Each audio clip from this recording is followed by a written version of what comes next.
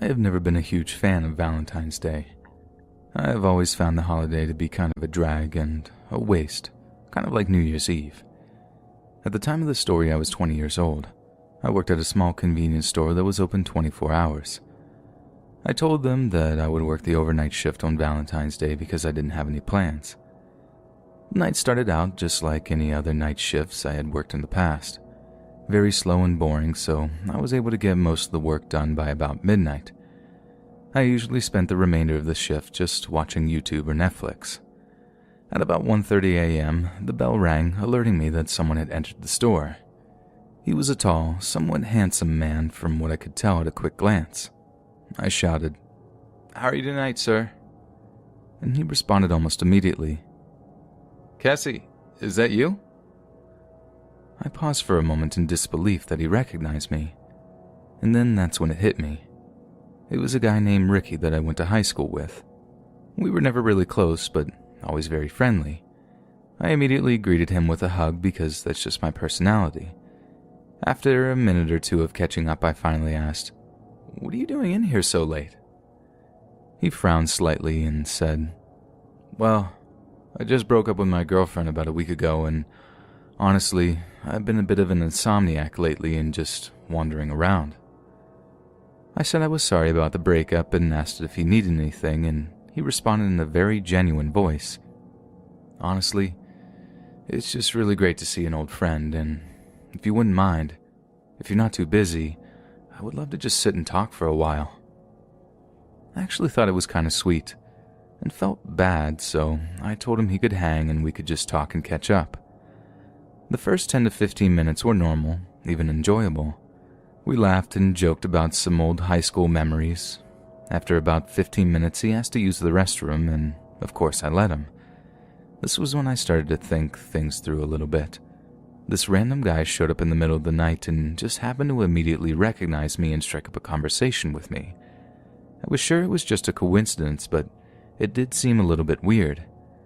While he was in the bathroom for a minute, I decided to search him on Facebook and noticed he had some mutual friends. The first thing I noticed was that he had some weird photos. Pictures of him with knives and lots of symbology stuff that almost looked like witchcraft or something. I don't know, I'm not much of a horror buff, but one of the pictures definitely had a pentagram in it. He came out of the bathroom a few moments later, and this is when things started getting really strange. I threw my phone back down and greeted him as if everything were normal. He said in a low, almost disturbing voice, "I'm so happy to see you again." I responded in a confused manner, Yeah, it's great seeing you too." He slammed both hands on the counter that I sat behind and said in a now aggressive voice, "You don't understand. I'm so happy I found you. I love you, Cassie. And we were meant to be together." Going from semi-creeped out to full-on terrified, I just responded nervously, not knowing what else to say. Thanks, Ricky, but I'm seeing someone." That, of course, was a lie, but I honestly didn't know what else to do. At this point, he tried to grab my arm from the other side of the counter, and I jumped back quickly and told him he needed to leave. He took a step away from the counter and looked at me with almost lifeless eyes and a smile that left my body paralyzed. He dropped his coat to the ground and took his shirt off. He was covered with tattoos, really creepy tattoos. Across his chest was the word animal in a crazy font. The rest of his torso was covered with strange symbols. I'm not sure actually what kind of symbols. Under his left pec was my name tattooed. It literally said Cassie in cursive. He then pulled a knife out of his pocket and pointed to the tattoo of my name while he continued his sinister smile and gaze. I know it's easy to say what you would do in this situation, but I was frozen. I felt lightheaded, like I was in a dream and couldn't wake up. I was scared if I made a move, he would lunge at me or try to grab me again. He started to scream my name loudly. "Cassie! Cassie!" I started to cry. I couldn't even catch my breath, and that's when it happened. The bell from the door rang. It was a big man walking into the store. Ricky didn't even flinch. He kept his gaze fixed on me and was slowly approaching me. Once the man saw what was happening and saw me cowering in fear, he ran over and pushed Ricky down. Ricky got up and ignored the man completely and still kept his crazy gaze on me. I picked up my phone to call the police, and that's when Ricky finally ran and tried to jump the counter, and the man took him down again, this time holding him down until the authorities showed up. Ricky was arrested, with that blank stare across his face. That man who saved me just happened to be a passing truck driver wanting to grab a hot cup of coffee. I feel like I owe him my life. I have no idea what Ricky planned on doing, but he was charged and they used video footage from the store to help with the conviction. I'm so thankful for that truck driver, and I will never forget that evil, dead look in Ricky's eyes as he lunged for me. And what was that tattoo? Was it really my name? Or for someone else named Cassie? I don't work overnights anymore, and I actually moved far away from this town. I'm not sure if Ricky ever got help or is still in jail. I have no idea when or where this obsession he developed for me began. And honestly, I don't care. I just hope we never meet again.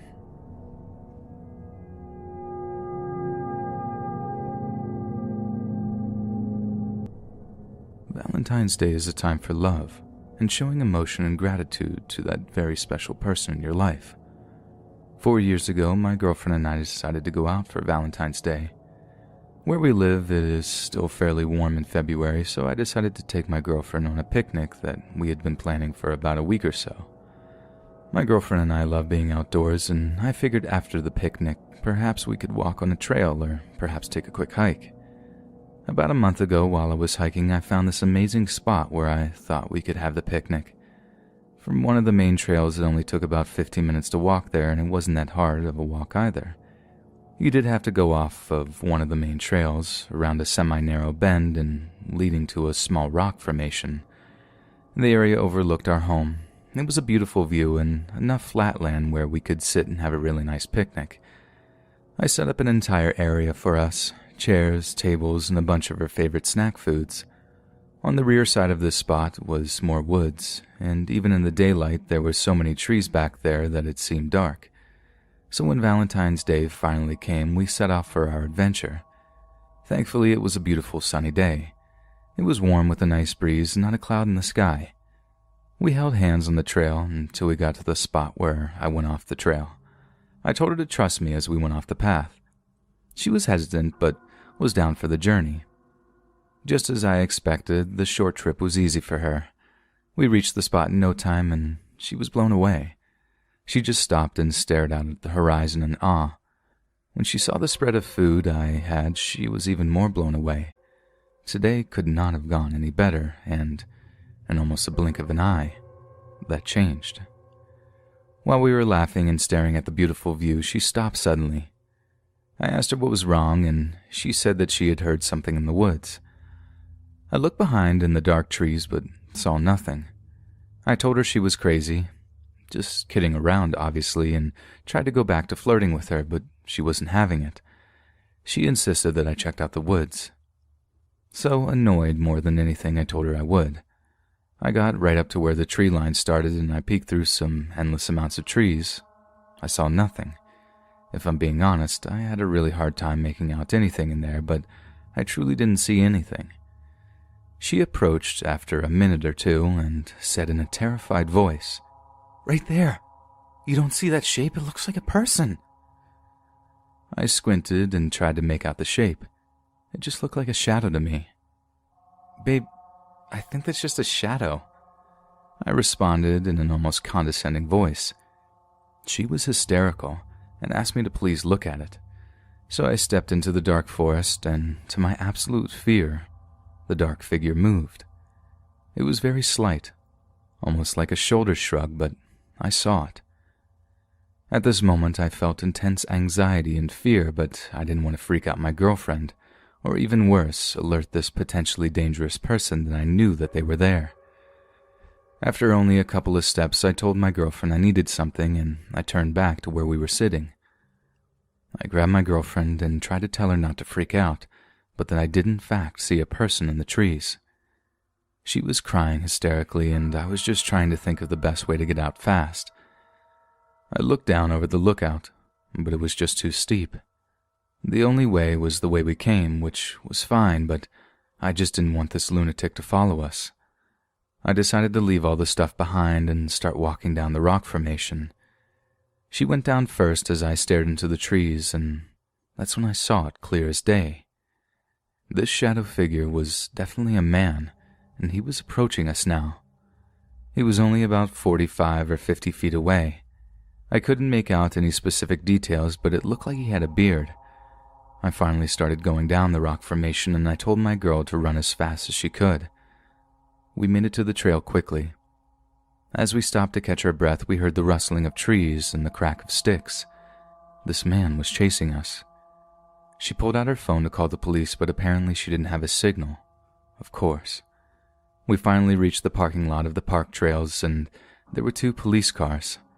The police were already looking for someone. Apparently, there was a woman jogging the trails early in the morning and found a man laying off to the side of one of the trails. She called the authorities right away, and the man reported being mugged and robbed. We told the cops everything, but by the time they got into the woods, they couldn't find the man. From what I understand, they never caught this crazy person in the woods, and I'm not sure what he would have done if he actually caught up to us. I still can't believe my girlfriend spotted him from so far away, and I'm so thankful she did. We both have a really hard time going on nature trails now, and I still have yet to return to that specific park. From now on, we decided it was best just to stay indoors, especially for Valentine's Day.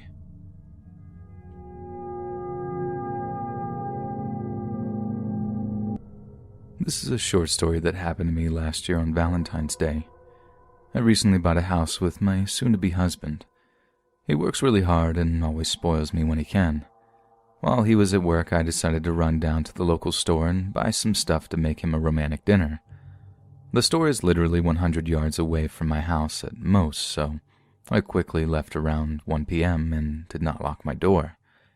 I live in a really safe area with hardly any crime, and the police station right around the block.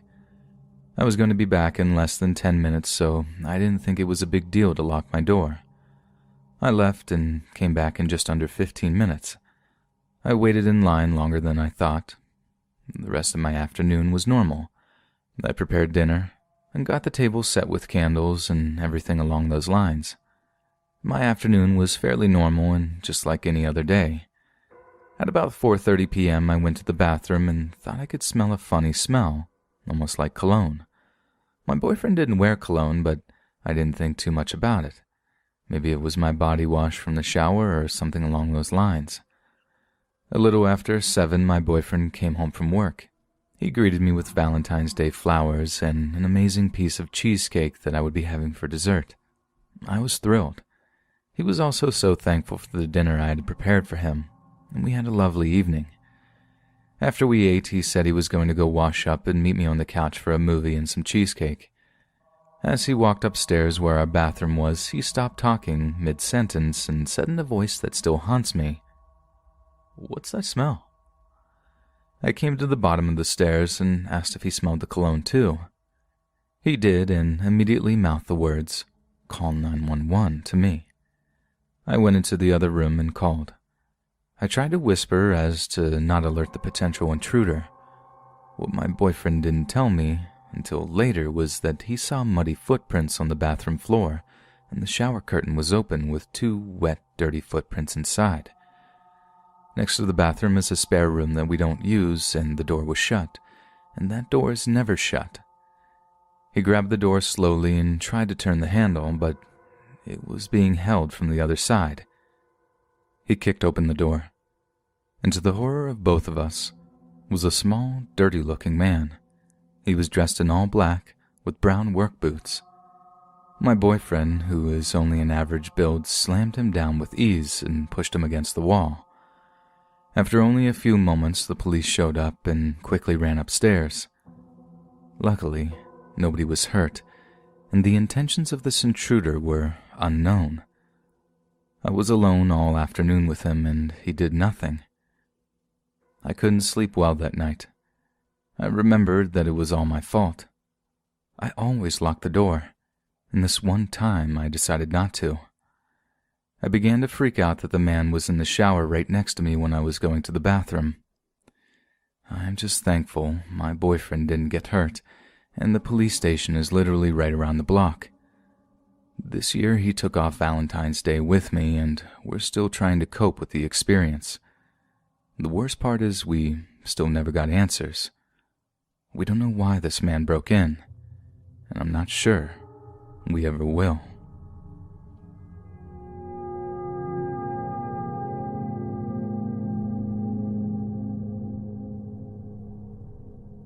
So the events of this story happened to me 2 years ago on Valentine's Day. It was the first Valentine's Day I had celebrated with my now fiancée Dee. We decided it would be nice to go on a double date with a mutual couple we both knew. The evening was nice and relaxing. We went to their house for a lovely dinner and some games. None of us really were the type that liked going out drinking or partying, so this was an ideal night for us. After a couple of hours, we decided we were going to go home for the night and watch some movies in front of our electric fireplace. Now, the couple whose house we went to didn't really live too far away, but they did kind of live in the middle of nowhere. We live in a decent-sized town, but once you reach the outskirts of town, it's a lot of cornfields, farms, and huge open fields. So even though it was only about a 10-minute drive, it feels like you're in the middle of nowhere. When you leave our friend's house, you travel down a long road with no lights for about a mile or so, then take a left and travel down another even longer road in the pitch black until eventually you reach the outskirts of town. Well, about halfway down the road, we saw these flashing lights shining through the seemingly endless row of trees, and until we finally saw it. After we passed all of the trees, we pulled over on the side of the road, and there, hovering over the field, was a massive craft of some kind. I'm not real good with measurements, but I would say about the size of a plane, but a very strange shape. It was long and kind of flat with a pointed edge. It was clearly hovering over the field, high enough that it was well above us but not moving. There was lights all over the craft, and many of them were flashing in an erratic pattern. My then-girlfriend and I sat in amazement and admittedly fear at this huge craft, and the most peculiar thing was that it was quiet. You couldn't hear any noise whatsoever coming from the craft. As I took out my phone to try and record this, all the lights went off on the craft.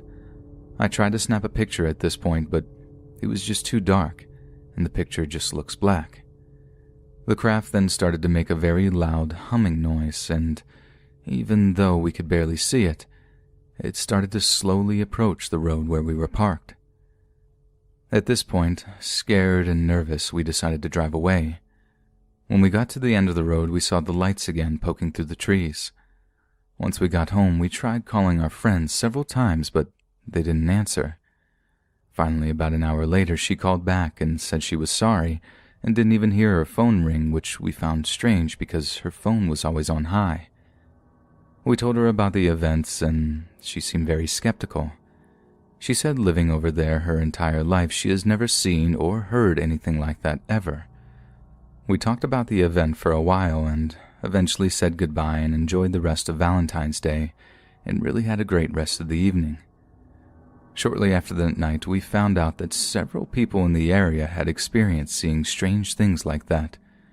Apparently, there is a military base nearby, and some believe that they are testing some kind of new military equipment. Others think it's something perhaps extraterrestrial.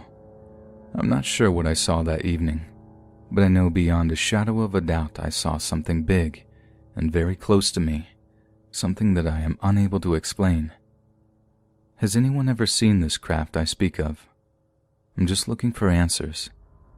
The last 2 years on Valentine's Day, we have gone back at the same time to see if we see anything, and we've seen nothing since that night.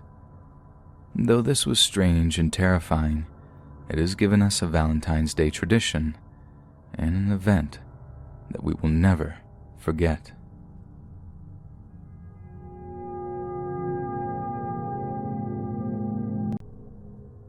The contents of the story have caused me to recently move back with my parents who live in another state. Last year, I was enjoying my first year of being a college grad and living in my own house. Well, a house I rented, but I still lived alone. I was focused on my job and wasn't really looking for a boyfriend or anything like that. Every morning I go down to the park, which is only about a 2-minute walk, and I jog before getting ready for work. On Valentine's Day, my routine was no different. As I was finishing my jog, I was approached by a pretty handsome-looking man. He was tall, looked in shape, styled hair, and super white teeth. My creep alarm was not going off at all.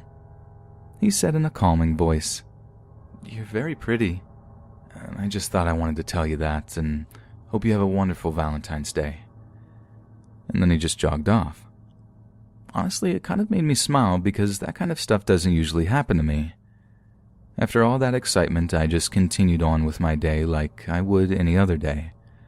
At about 1 p.m., the secretary at my job told me I had a package. I thought this was very strange considering I had never gotten packages before. It was a huge, beautiful bouquet of roses. There was a note on the roses that said, "To the lovely lady I saw at the park, I hope this makes you smile." Now, it did make me smile, which is stupid, but I admittedly realized how weird and creepy it was. That night, I was cooking dinner and was going to do some work from my home computer. I thought I could hear a noise outside my window, but I just chalked it up to the wind or something. I got up a little after 8 to clean some dishes and take a break from the computer. I looked out my kitchen sink window and saw a car outside my house parked in the street. Now, I had no other reason to be freaked out other than just a bad feeling.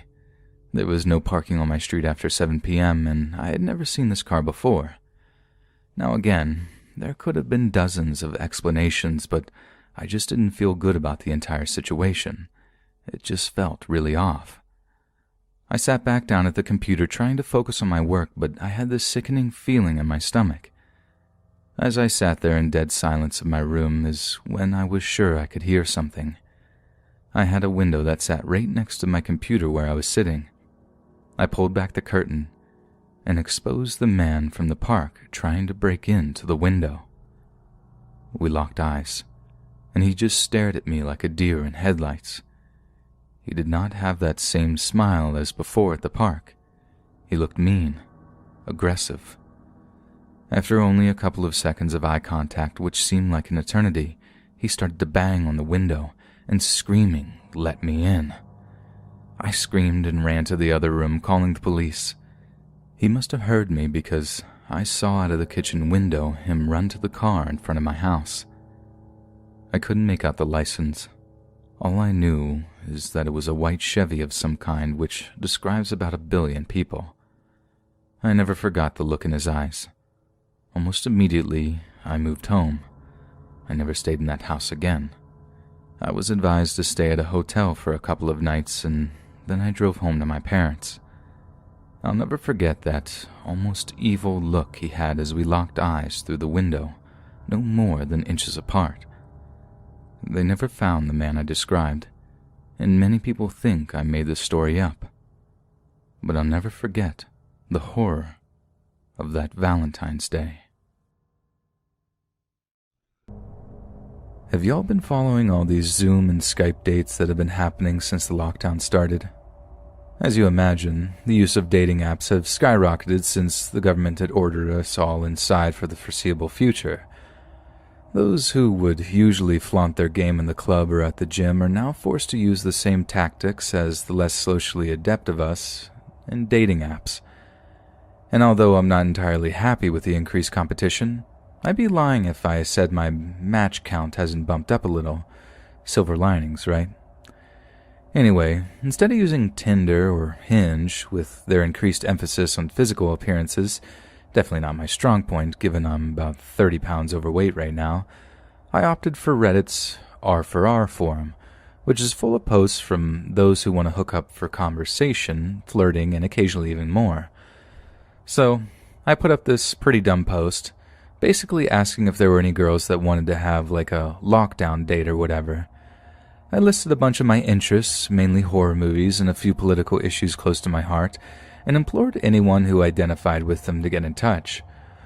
One or two girls did, and I feel mean admitting this, but they just didn't seem particularly engaging. Nice, yes, charming, one really was, but our talks didn't light a fire in me. Not like the message I got in the wee small hours of the morning when I was up way past my usual bedtime. The message from a girl named Amber who wrote eloquently and charmingly about how she too was looking for something of a lockdown bae herself. She was highly politically involved, as she put it, which definitely sparked my interest, in sharp comparison with the two other girls who wrote back to me who didn't seem interested in politics. She was also extremely intelligent. The way she was able to articulate her thoughts was something I had rarely encountered in online interactions, which is also why I was so shocked when I found out she was only 18, 11 years my junior. Only, when she described herself, I started to get suspicious. She seemed perfect. Too perfect. She told me she was 5'7", Asian American, fit, and toned from yoga and spin class. In her own words, she was pretty cute. Catfish was the first thought that came to my mind. There was absolutely no way a girl as cute-sounding as that would be getting in contact with me, so I just made a joke about it. Well, a joke that wasn't really a joke. I basically called her out on it. How she didn't have to pretend to be some hot Asian girl just to get my attention, not with the kind of conversational skills that she did. The next message was just a link to an Imgur photo. A risky click, if ever there was one, as there was absolutely nothing in the way of a caption to clue me into what the picture was of. But I suppose curiosity just got the better of me, and I just clicked. For those that don't already know, a verification photo is when a person handwrites their username or other pertinent information on a piece of paper to prove that they are indeed who they say they are. And yep, you guessed it, the picture was verification. As it turned out, Amber was exactly who she claimed to be. Young, Asian, and impossibly gorgeous. I mean, I was literally stunned when I saw that picture of her. I just stopped and stared for what seemed like minutes. When it came to returning the favor, I was terrified. I am not in the least bit confident about my appearance, as I've made clear, and the idea of trying to take a selfie, something I'd never even done before that evening, was almost too much to bear. But I did it anyway. I combed my hair, washed my face, then went over my beard with the barely used trimmer my mom bought me for my 28th birthday. Basically her way of telling me to get that stuff off my face. Then, when I was done, I found my angle, took the photo, and then sent it over. The suspense, the raw suspense, oh my god. I honestly think the last time I was that nervous was before my first date I ever went on as a 17-year-old in high school. I'm talking that heart-racing, sweaty palm, time-slowing down nervous that makes you feel sick to your stomach. I was convinced I'd never hear from her again, that she'd see how mismatched this whole thing was and just up and ghost me. Only she didn't. She actually replied saying that I was cute. That was 3 weeks ago now. We've talked every single day since then, sometimes having multiple hour-long phone calls that run into the wee small hours of the morning. And the more we talked, the more serious things became. At one point, Amber asked where she saw this going after lockdown was over. She told me she was living in Portland, whereas I was all the way over in the greater Boston area, pretty much opposite ends of the country to one another. But she pretty much straight up raised the issue of us needing to act on the chemistry we had. I told her that money was no object, that she was legit the most beautiful, charming young woman I'd ever met in my entire life. It was true. I meant every word of it, but I understood when she told me that she heard that kind of thing all the time, that they'd tell her just about anything to get the chance to sleep with her. And I believed that too. She asked me how far I'd be willing to go to prove myself to her. I told her as far as she needed me to go. At that, she just laughed, telling me how she doubted it. I was indignant. I'd do anything, everything she asked just to make her believe it. That's when she told me to get a knife. I'm ashamed to say that there was barely any hesitation. I just trusted her. I trusted that she knew what was best for me. She already seemed to be able to read me like a book. She asked if I had an envelope handy. I told her yes, that I had a pack of about 100 crisp white envelopes. She told me to open it. I obeyed. She told me to place the blade of the knife onto my palm. I obeyed. And when she finally gave me the order, I pulled the blade across my flesh and let fresh blood flow onto the open envelope. It didn't even hurt. It was the strangest thing, but for the first few minutes there was no pain at all. Just this dull, hot feeling as I watched the blood flow from the open wound, staining the perfect white of the paper a deep crimson. I held everything up to the webcam, showing her exactly how far I was willing to go for her. And oh my God, the look on her face, the way her pretty almond eyes seemed to light up, it just filled me with joy. I don't really know why I'm telling you this. I know it's making me sound crazy just as much as it's making her sound toxic. But in that moment, it all just made so much sense. Words are cheap, actions count for something, and there's no dearer currency than our own lifeblood. It seemed like the purest act of devotion imaginable, and for a while, I saw nothing wrong with it and had zero regrets. When it was done, she told me to buy a larger plastic envelope, one that'll properly conceal the blood-filled paper one. Then I was to mail it to her. Again, it made a lot of sense. It was possible to fake something like that, pretty easily, so the idea that she wanted to see for herself, to verify that I'd be true to her, it was just second nature. As instructed, I paid extra for next-day delivery, a lot extra, but it would be worth it. It felt like every penny I spent on this girl was worth it. Money can't buy something like we shared, at least. That's the way it felt at the time. I remember being so excited at the prospect of her opening that envelope, of seeing her satisfaction at knowing what I'd done for her. And when she showed me her opening that thing over webcam, it was every bit as disgustingly glorious as I imagined. Her eyes lit up in that same adorable way, and she smiled in a way I'd never quite seen before. Such a wide, white smile. She giggled as she held it up, bringing a hand to her mouth, and in one fluid motion, she brought the blood-stained envelope to her lips and kissed it. Only, she didn't just kiss it. I watched transfixed as she began to lick at the dried bloodstains, spitting on them and lathering them with her tongue until the dried mess hydrated and formed a sticky crimson residue. Now, writing this now, it's really obviously disgusting, but at the time, it seemed like love.